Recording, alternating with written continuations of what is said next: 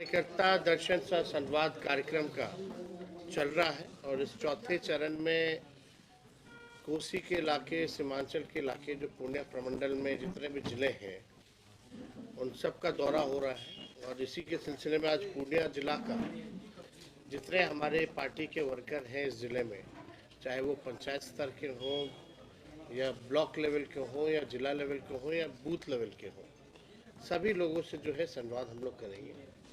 मूल मकसद यही है कि पार्टी का विस्तार और संगठन कैसे मजबूत हो, विचारधारा को जन जन तक कैसे पार्टी के हम लोग लोगों तक पहुंचाने का काम करें। और लोकल जो इश्यूज़ हैं, क्योंकि अलग अलग विधानसभा, अलग अलग ब्लॉक के अलग अलग समस्याएं होती हैं, तो उससे जो है अवगत कैसे कार्यकर्ता हम लोगों को कराने का काम करते हैं। और इसी के फीडबैक के अनुसार जो है हम लोग जो है काम कर रहे हैं।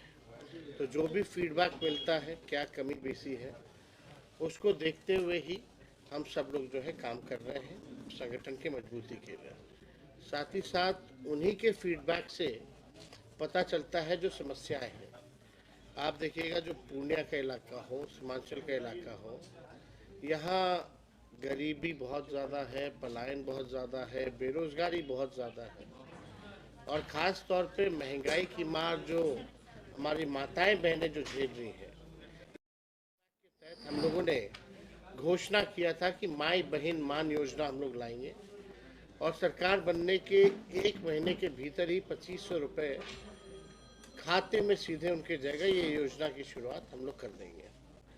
और इसी फीडबैक के अनुसार पता चला कि भाई बिजली बिल से, स्मार्ट मीटर से, लैंड सर्वे से सभी लोग जो हैं परेशान हैं। इसलिए हम लोगों ने बोला कि भाई लोग जानना भी चाहते हैं कि क्या विजन है, आपको मौका मिलेगा तो आप क्या कीजिएगा बिहार की जनता के लिए, और जो अंतिम पैदान पे जो करीब खड़ा है उसको आप मुख्य धारा में कैसे लाइएगा। क्योंकि आज का दौर सामाजिक न्याय के साथ साथ आर्थिक न्याय का भी दौर है और लोग परेशान हैं बढ़ती महंगाई से। इनकम ज़्यादा नहीं है लेकिन खर्च ज़्यादा है।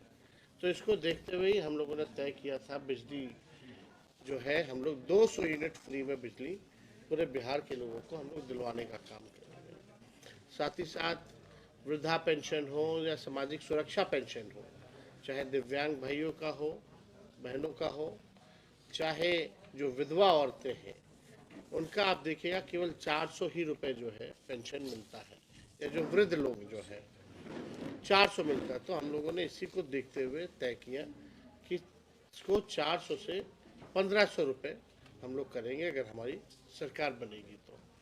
और भी फीडबैक्स मिल रहे हैं और जैसे जैसे एक बार हम लोग पूरा बिहार घूम लेंगे तो उसके हिसाब से जो हमारा जो विजन होगा, क्या रोड मैप है, क्या ब्लूप्रिंट है, वो बिहार के लोगों से, आप लोगों से हम लोग साझा करेंगे।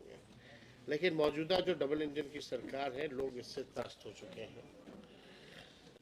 माननीय मुख्यमंत्री जी थक चुके हैं, बिहार संभल नहीं रहा और मुख्यमंत्री थके हुए और रिटायर्ड अधिकारियों के हवाले बिहार जो है हाथों में है। कहीं भी आप देख लीजिए कोई काम नहीं हो रहा। चाहे लॉ एंड ऑर्डर की स्थिति देखिएगा तो क्रिमिनल डिसऑर्डर हो चुका है।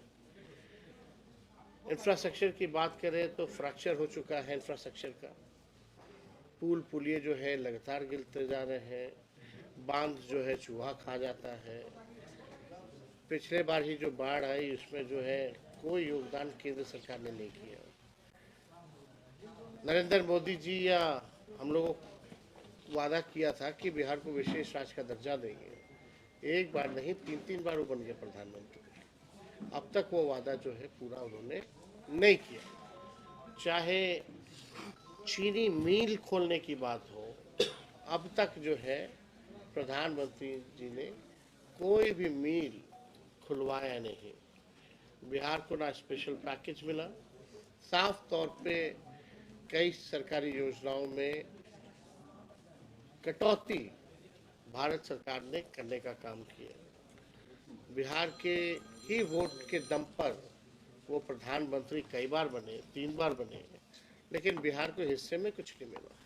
हम लोगों की पुरानी मांग रही थी बिहार को विशेष राज्य का दर्जा देने की।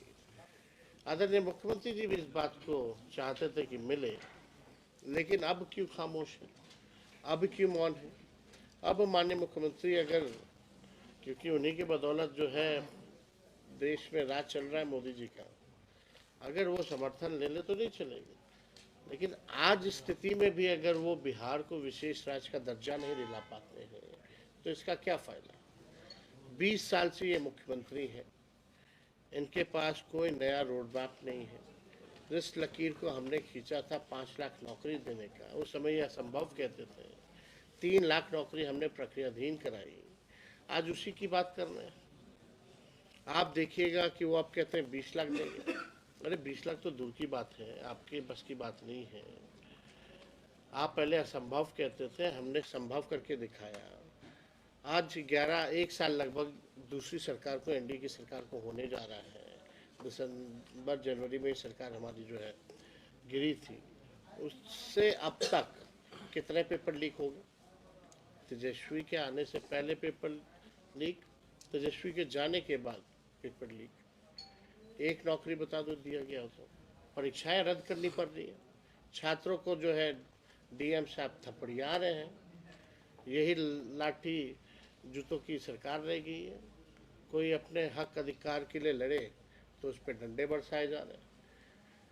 कोई भी क्षेत्र देख लीजिए, किसान जो है परेशान है, अभी भी उसको सही मूल्य नहीं मिल रहा। जो एमएसपी जो 2 फसलों पर बिहार में मिलता है, 1800 रुपये मिनिमम जो है मिलना चाहिए, वो नहीं मिल पाता। खाद की समस्या है। तो लोग जो है, चाहे युवा हो, बुजुर्ग हो, महिला हो, नौजवान हो, सभी लोग जो है मौजूदा सरकार से परेशान है। जो मुख्यमंत्री स्कूल का टाइम नहीं बदलवा सकता, विधानसभा में खड़ा होकर के मुख्यमंत्री कहते हैं कि हम बदल देंगे, और अधिकारी उनकी बात नहीं सुनते हैं, तो आप समझ जाइए कि कितने कमज़ोर मुख्यमंत्री हो चुके हैं। अब इनके बस की कोई बात नहीं। बड़े से बड़े मुद्दे होते हैं तो चुप्पी साध लेते हैं। आप बताइए कितने बड़े से बड़े इश्यूज आए, लेकिन अभी जो सत्र विधानसभा में चला, दोनों सदनों में, विधानसभा हो या विधान परिषद हो, दोनों में चुप्पी, एक शब्द भी मुख्यमंत्री नहीं बोला। ये इतिहास में पहली बार हुआ है बिहार के, या हमको लगता है देश के किसी भी विधानसभा में, जहां मुख्यमंत्री सत्र के दौरान एक शब्द भी नहीं बोले। अब मौन है या उनको बोलने नहीं दिया जाता है, अब ये तो वही बात बताएंगे। लेकिन माननीय मुख्यमंत्री जी संवाद पे निकल रहे, आज हमने भी सवाल पूछे हैं माननीय मुख्यमंत्री जी से। आप बताइए, अपने मालिकों से बात करने के लिए, अपनी जनता से बात करने के लिए उनको 2 अरब 25 करोड़ 78 लाख रुपए खर्च करने पड़ रहे हैं। एक तरफ कह रहे हैं कि गरीब राज है, एक तरफ हमसे सवाल पूछे जाते हैं कि माई बहन योजना का पैसा कहाँ से आएगा।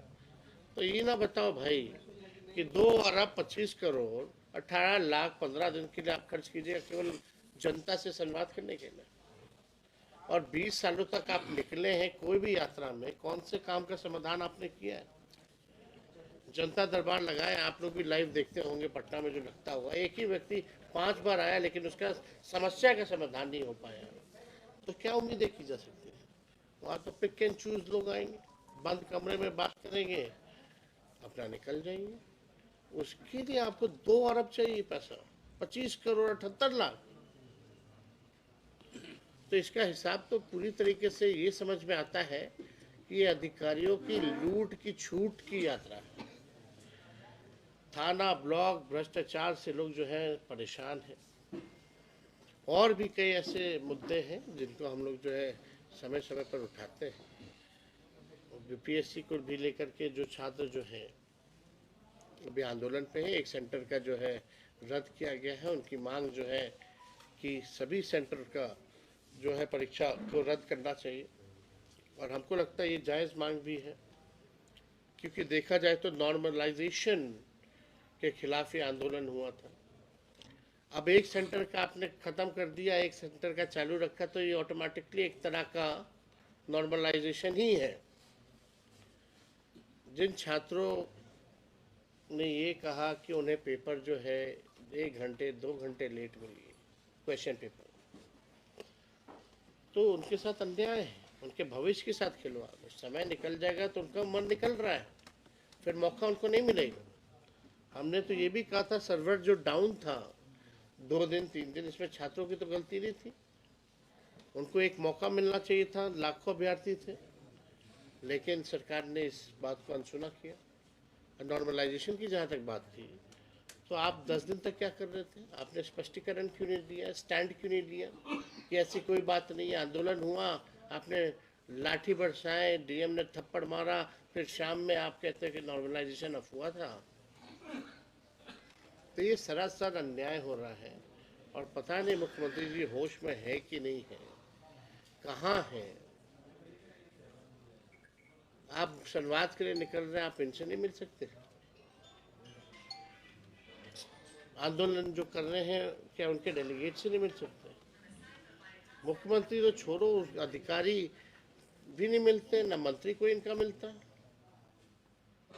भाजपा के दो मुख्यमंत्री काहेला है? खाली कुर्सी पे बैठने के लिए, बंगला लेने के लिए और सिक्योरिटी लेने के लिए है? जनता के समस्या का समाधान करने के लिए नहीं है क्या? एक नहीं, दो डिप्टी सीएम है, क्यों नहीं जाके मिल रहे? क्यों अन्याय हो रहा है? पेपर लीक हो रहा है, जिम्मेवार कौन है भाई? जिम्मेवारी कौन लेगा इसकी? किस पे कार्रवाई हुई है? किसी पे कार्रवाई? और जितने पेपर लीक होते हैं, एक ही जिले का तार क्यों जुड़ा रहता है? अब तक जितने पेपर लीक हो नहीं की जाती। तो बिहार जो है, बिहार की सरकार सरकार नहीं रह गई है, कोई इनका अस्तित्व नहीं रह गया। जनता के प्रति ये उत्तरदायी नहीं है। इनको बस अपने गद्दी पे बैठना है, राज करना है, भोग, और कोई मतलब नहीं है। बिहार के विकास को लेकर के ये चिंतित नहीं है ब्लूप्रिंट है, विजन है बिहार को आगे ले जाने का। और कोई सवाल होगा तो पूछिए। दो सवाल है मेरा सर। एक तो माई बहन मान योजना जो आप लेके आ रहे हैं, तो इसके आप मैनिफेस्टो में लेके आ रहे हैं कि 2025 में अगर सरकार आती है तो इसको आप लागू करेंगे, तो ये किसके लिए होगा? इसमें कुछ आप बनाए हैं कि बीपीएल है, बीपीएल है? आप भाई साहब, जाति आधारित गणना हुई, उसमें लोगों की आर्थिक स्थिति का भी जो है पता चला। उसमें 94 लाख ऐसे परिवार हैं जो गरीबी रेखा के नीचे आते हैं, जिनका आय 6,000 रुपये से भी कम है। उन लोगों को होगा, जो जरूरतमंद महिला होंगी उनको दिया जाएगा। आरएसएस प्रमुख का एक बयान आया है, जो राम मंदिर बनने के बाद हिंदू मुस्लिम में दंगे ज्यादा हो रहे हैं और हिंदू नेता इस मुद्दा को उठा के नेतागिरी कर रहे हैं। सब बेकार की बातें, इन लोगों का काम ही है दिन रात यही बातें करना। सर अमित, अरे कभी देश की प्रगति की बात करो, भाईचारे की बात करो, संविधान की बात करो, लोकतंत्र की बात करो, किसान से भी कभी बात कर लो। प्रमुख तो उसका सर अंबेडकर जी को लेके अमित शाह जी का जिस तरह से बयान आया पार्लियामेंट में, अंबेडकर जी को लेके जिस तरह से अमित शाह जी का बयान आया, उसके बाद संसद में भी हंगामा हो रहा है। और इधर बिहार के जो दोनों डिप्टी सीएम हैं, उन्होंने लालू जी पर भी बयान दिया है, क्या कहेंगे? अरे जितना बयान देना, इन लोग को गाली देना भाई, इनके सारे गाली को झेलने की ताकत हम लोग रखते हैं, और ये जितना गाली देंगे हमको उतना फायदा है। भाजपा में तो कंपटीशन है ना, कि कौन बड़ा टीटीएम है, कौन ज्यादा से ज्यादा ताबड़तोड़ तेल मालिश कर सकता है। तो लोग लगे रहते हैं। एक उप मुख्यमंत्री कुछ बोलता है तो दूसरा पीछे ना छूट जाए, तो वो कूद जाता है, वो कूद जाता है तो प्रदेश अध्यक्ष कूद जाता है, नहीं तो केंद्र मंत्री कूद जाते हैं। आप पूछिए। भाजपा में तो यही चल रहा है। तो ये लोग कुछ भी बोलते हैं।